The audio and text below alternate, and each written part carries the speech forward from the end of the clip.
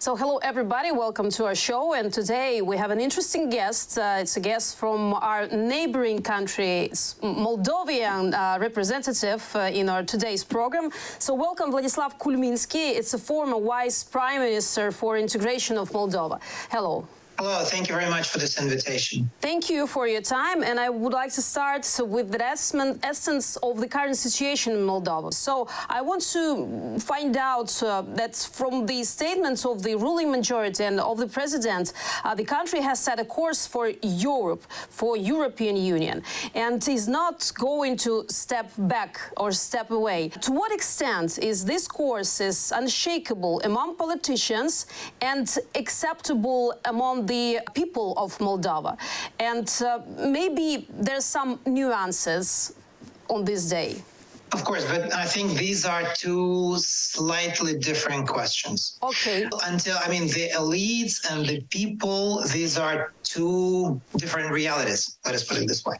So until the start of the fully fledged war of Russia against Ukraine, Moldova saw itself more as a bridge between the East and the West, more as a country which sort of would be friends with everybody and would be this kind of, no man's land, gray zone, and in the Republic of Moldova was actually transformed for all intents and purposes into a gray zone between the East and the West. Among the political class, there was no consensus as to whether the Republic of Moldova should be with the European Union, whether it should be with the Eurasian Union, etc. After Russia launched a fully fledged war against Ukraine, for Moldovan elites, there's no longer any doubt that Moldova is next in Russia's hit list. There's no longer any doubt as to what Russia's intentions and purposes are. In a way, before the start of the war, you could compare Moldova with Ukraine before the annexation of the Crimea, which was also a country which had lots of doubts as to where, it belongs, so what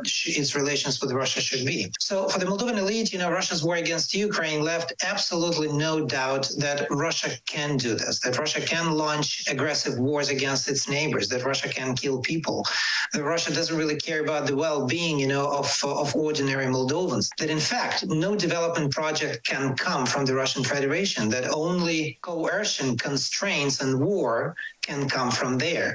That essentially Russia's offer to the post-Soviet states was, we're really going to kill you if you don't do what we want. And therefore, for Moldova's government today, there's absolutely no doubt that Moldova's future is with the European Union, that Moldova's future is with the West, that now Moldova has a unique chance to break out of Russia's orbit, of Russia's spheres of influence. And of course, this is all thanks to Ukraine, because if it had not been for Ukraine, for the sacrifice of its people, for the fact that Ukraine has opposed Russia's invasion, Moldova would have probably been included in Russia's sphere of influence by now. And Moldova would have probably ceased to exist as an independent state. So for the elite, there's no doubt that, this road is irreversible.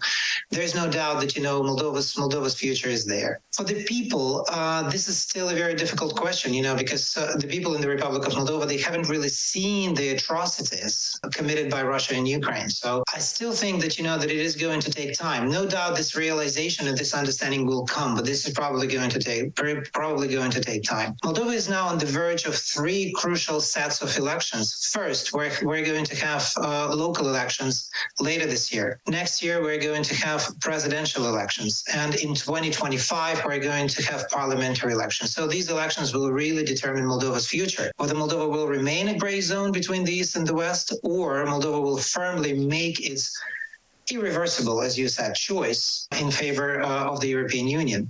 Russia, of course, today is doing everything possible to undermine Moldova's pro-European government, because Russia also understands that it will not be able to find any common ground with the current government, that the current government will not abandon its very firm policy goal of EU integration. Therefore, Russia is trying to do everything possible to undermine this government and to replace it with a government that would be more loyal, more friendly to its geopolitical interests.